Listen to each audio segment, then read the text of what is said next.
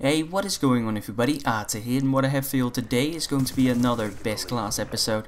Today we're covering the Type 25, and this is actually going to be the first assault rifle that I'm covering on my channel, the first diamond assault rifle for that matter. And the reason why I chose the Type 25 over, let's say, the MTAR, the AN94, the Scar H, or any other assault rifle for that matter, is because the Type 25 is probably the most versatile assault rifle that you can possibly use in Black Ops 2, because it in fact has a very low recoil pattern, but it also has a very high fire rate. It's actually on par with the MP7 and the Vector K10, which are of course SMGs, and they also, just like the Type 25, shoot at about 900 rounds per minute.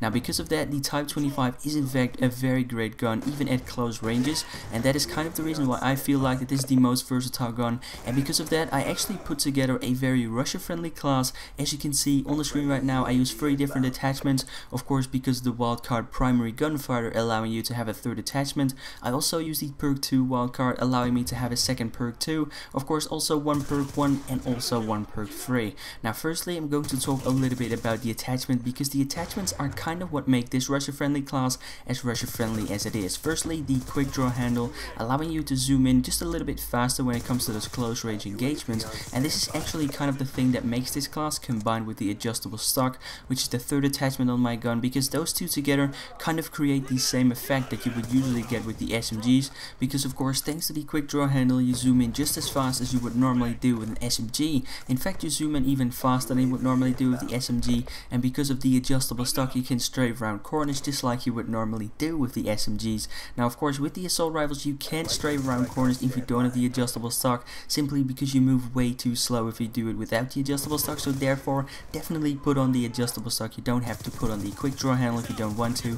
You can easily switch it up with something like Fast Max or anything else for that matter. And then last but not least, I use the silencer simply to stay off the minimap while I'm in the enemy spawns, because of course you don't want to show up as a red dot on the minimap when you're in the enemy spawns, because if that happens you are most likely going to die.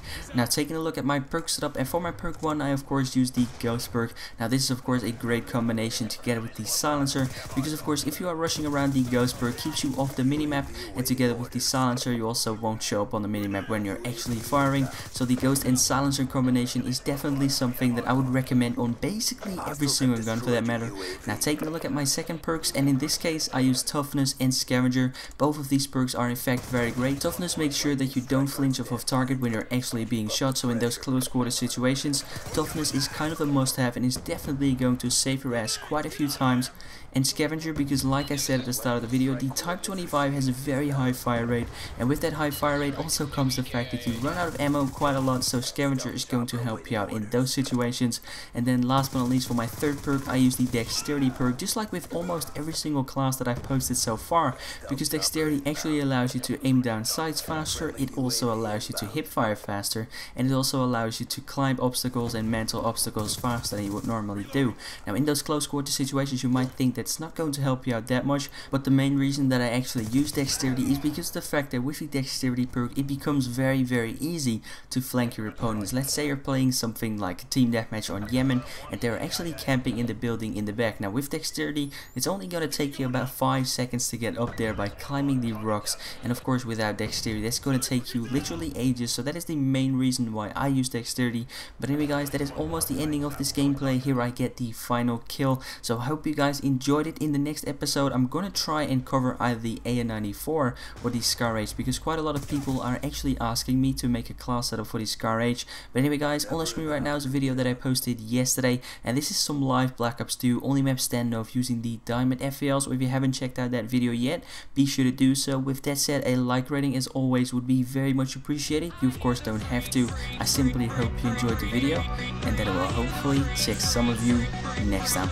Take it easy. I hear the freeze, freeze, freeze come